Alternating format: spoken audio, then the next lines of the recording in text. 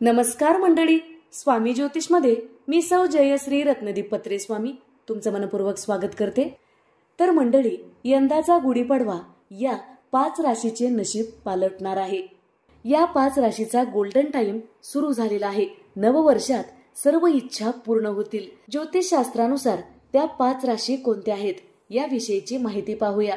तर मंडळी, गुढीपाडवा सणाला अवघे काही दिवसच शिल्लक राहिलेले आहेत। गुढीपाडवा हा महाराष्ट्र आणि दक्षिण भारतात मोठ्या प्रमाणात साजरा केला जातो। पारंपरिक सण हा म्हणून ओळखला जातो, जो चैत्र शुक्ल प्रतिपदेला साजरा केला जातो। या दिवसापासून हिंदू नववर्ष सुरू होते। या वर्षी हा सण 30 मार्च 2025 या दिवशी साजरा होणार आहे।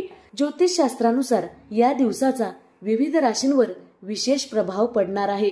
काही राशीसाठी हा काळ अतिशय शुभ आणि भाग्याचा ठरणार आहे। जाणून घेऊया गुढीपाडव्याच्या सणाला सर्वात जास्त शुभ प्रभाव कोणत्या 5 राशीवर पडणार आहे। तर मंडळी, हिंदू धर्मग्रंथानुसार ब्रह्मदेवाने या दिवसापासून विश्वाची निर्मिती सुरू केली। या दिवशी गुढीचा कलश आणि कपड्यांनी सजवलेला ध्वज घराबाहेर लावला जातो, जो शुभ आणि विजयाचे प्रतीक आहे। गुढीपाडवा हा केवळ एक सण नसून नवीन ऊर्जा आणि आशेची सुरुवात मानला जातो, कारण गुढीपाडव्याच्या दिवशी सूर्याची किरणे पृथ्वीवर नवी ऊर्जा आणि उत्साह घेऊन येत असतात। गुढीपाडवा या सणाचा कोणत्या 5 राशीवर शुभ परिणाम पडणार आहे याविषयीची माहिती पाहूया। हिंदू कॅलेंडरनुसार हा दिवस चैत्र महिन्याच्या शुक्ल पक्षातील प्रतिपदा तिथीला येत असतो। याला नवसंवत्सर म्हणूनही ओळखले जाते। या दिवसापासून विक्रम संवत आणि शक संवत सुरू होऊन नवीन वर्ष सुरू होते। त्यामुळे हा दिवस खूप महत्त्वाचा मानला जातो। या दिवसाच्या ग्रहस्थितीचा वर्षभरात परिणाम होत असतो। हे आरोग्य, करिअर, संपत्ती आणि वैवाहिक जीवनाशी संबंध जोडला जातो। याशिवाय वर्षभरात शुभ कार्याचे नियोजन करण्यासाठी हा दिवस उपयुक्त ठरत असतो। या दिवसाचा राशींवर विशेष प्रभाव पडत असतो।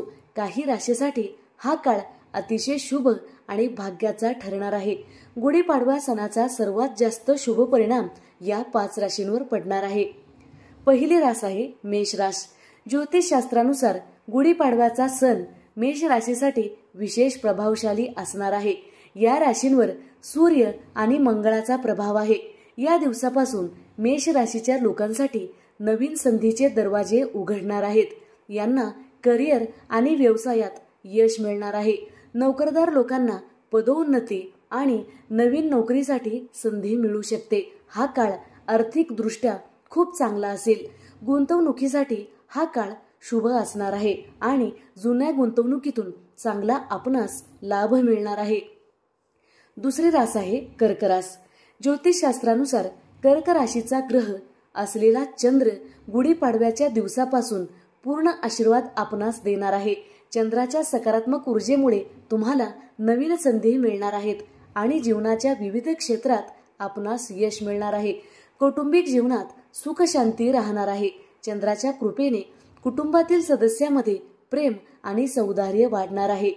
तुम्ही कोणत्याही गुंतवणुकीचा किंवा व्यवसायाच्या योजनेचा विचार करत असाल तर हा काळ नवीन व्यवसाय सुरू करण्यासाठी, नवीन गुंतवणुकीसाठी हा काळ सर्वोत्तम असणार आहे। तिसरी रास आहे सिंह रास। ज्योतिषशास्त्रानुसार गुढीपाडव्याचा दिवस सिंह राशींच्या लोकांसाठी खूपच शुभ आणि भाग्याचा असेल। सूर्य या राशीचा अधिपती ग्रह आणि या दिवशी सूर्याचे किरणे तुमच्या जीवनात नवीन प्रकाश आणणार आहेत। समाजात मान सन्मान आपणास मिळणार आहे। व्यापारामध्ये लाभ होणार आहे। जुन्या कार्यातून सुटका होणार आहे। तुम्हाला नवीन ऊर्जा आणि उत्साह मिळणार आहे, जो तुम्हाला तुमच्या ध्येयाकडे घेऊन जाईल। चौथी रास आहे वृश्चिक रास। ज्योतिषशास्त्रानुसार मंगळ या राशीचा अधिपती ग्रह आहे।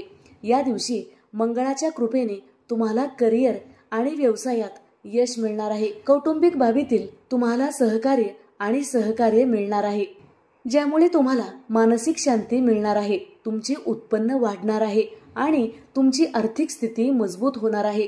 सामाजिक संबंध दृढ होतील आणि नवीन लोकांशी संबंध साधण्यासाठी संधी मिळणार आहे. वादविवाद मिटण्यासाठी हा काळ अनुकूल राहणार आहे. शेवटची रास आहे धनुरास. ज्योतिषशास्त्रानुसार गुढीपाडव्याचा दिवस धनु राशींच्या लोकांसाठी खूपच शुभ आणि भाग्याचा असेल. गुरु हा धनु राशीचा अधिपती ग्रह आहे. या दिवसापासून तुम्हाला गुरूंचे विशेष आशीर्वाद प्राप्त होतील आणि तुम्हाला नवीन संधी मिळणार आहेत. शैक्षणिक आणि करिअरच्या क्षेत्रात यश मिळेल.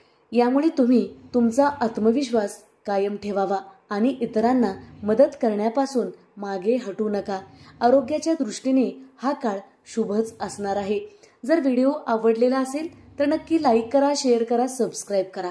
बाजूच्या घंटीला ऑल करा. त्यामुळेच मी टाकलेले प्रत्येक व्हिडिओ तुम्हाला पाहता येतील. धन्यवाद. हर हर महादेव.